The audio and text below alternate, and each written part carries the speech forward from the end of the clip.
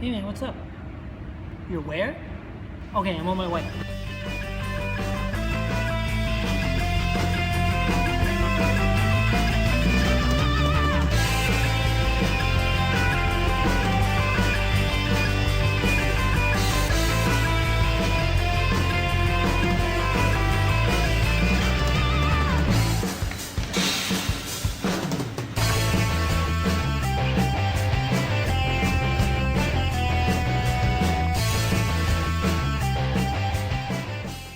Good evening, Illinois Tech. I'm your host, Jigger Dadia. And yeah, I bet I know what most of you are going to ask. But wait, Jigger, where's Sunny? Unfortunately, Sunny couldn't make it today because well, Sunny is in a rough place right now. But just like last time, I'll be bringing you the news like you've never seen it before, honest and unfiltered. This week's topic is the MAP grant. Now I know for some of you, this topic may be as unappealing as a Commons weekend meal, but it may be as awesome as that song Pie Caps keeps playing over and over again.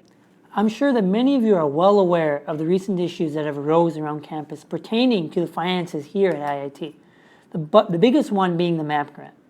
For those of you who don't know about the situation regarding the MAP grant, just log on to Facebook, go onto the ITSC page, scroll down, and keep going past the thousands of SGA posts until you get to the thousands of posts about the MAP grant.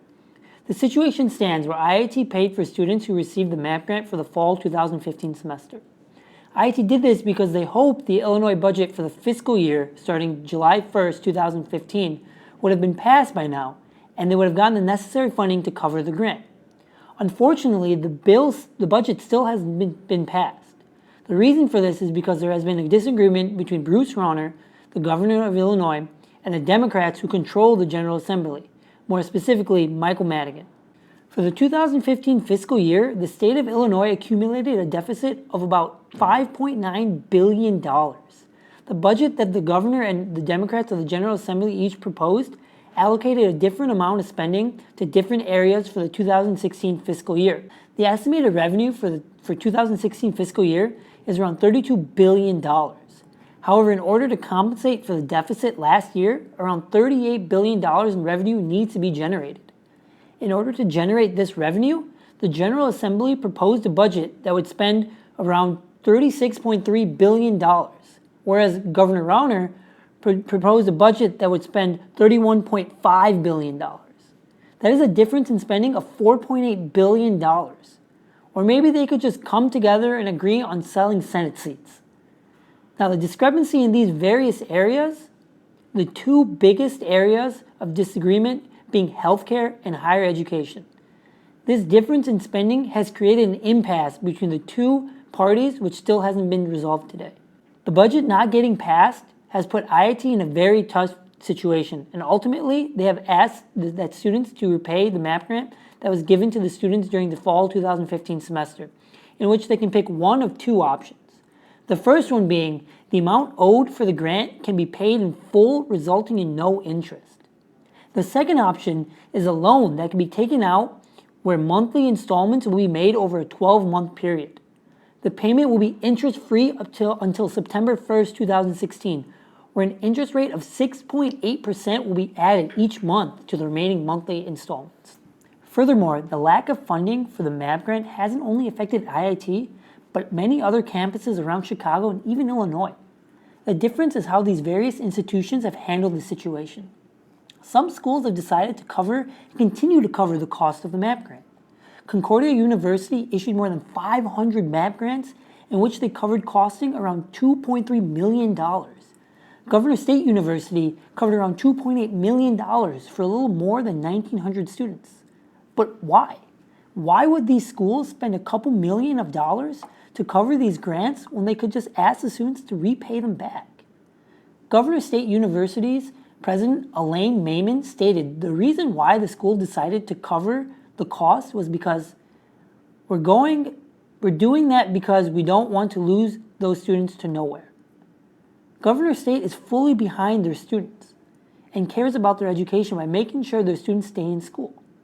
These students are not only seen as an investment to the university, but also to the state. Just listen to what the president of Governor State has to say.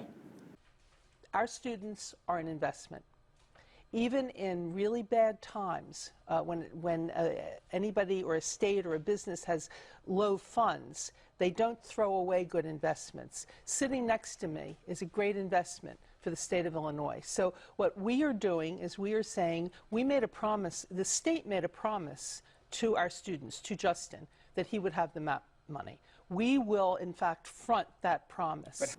Does IIT not care about its students and their education? If these state schools who heavily depend on the state funding are covering the cost of the MAP grant, why doesn't IIT do the same?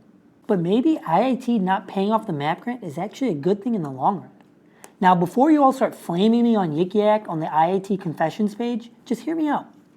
As stated by Raul, the SGA president, a strong fear we have is that if schools start covering the MAP grant deficits, the state will not see it as a need in the future and may get rid of the entire program as a whole, as it indicates universities have the resources to absorb that cost. Now, this all makes a lot of sense. Why would the state fund a grant if schools show that they have money allocated to pay it off? And actually, this is the case right now. Schools are fronting the cost for the MAP grant, and from the outside, they seem to be managing. Because I think that there's been some sense, well, the universities are open, students are going to class, I guess they can manage. Some sense that there's not a crisis. That's right, and there is a crisis. This is exactly what Raul was talking about. If schools seem like they're managing, then the MAP grant could stop receiving funding from the state altogether. And if this is the case, it could be very troublesome for many students across Illinois. Moreover, the impasse of the budget is much larger than just the lack of funding for the MAP grant. For larger states such as the University of Illinois at Urbana-Champaign, the lack of state funding is a very large blow. But because of the amount they receive through endowments, they're able to manage. But for other smaller schools, state funding is very crucial for them. Just take a look at Chicago State University. About a third of their budget comes from state funding alone.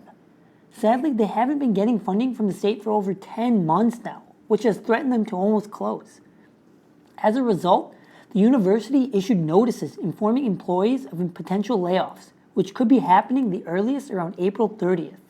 All 900 faculty and staff, including the university president, is on notice. Who on campus and how many will lose their jobs? Well, they're not sure yet. It all depends on the budget standoff in Springfield. The president vowed that the university will stay fully operational. They've already canceled spring break in March so that they could end the semester early to save money. This is very worrisome, not only to the employees, but also to the students that attend the university. Students are afraid that because of the potential layoffs that schools might have to undergo, that it will affect the university's reputation and accreditation.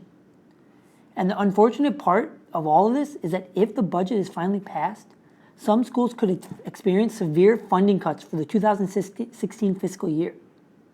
Take a look at what the governor had proposed for how much state funding these four state schools could receive in 2016. As you can see, all four of these schools would have had their fundings cut by over 30%. So if this budget is passed, these schools have to suffer an absence of funding now and then receive almost a third less than what they originally received in 2015. There's a saying by the late and great Albert Einstein, "In the middle of difficulty lies opportunity." This budget stalemate has been very stressful for all of us. The state of our state is very concerning, especially for our education. And potential cuts to funding for our education is not a game. But in the midst of all this has come a great opportunity.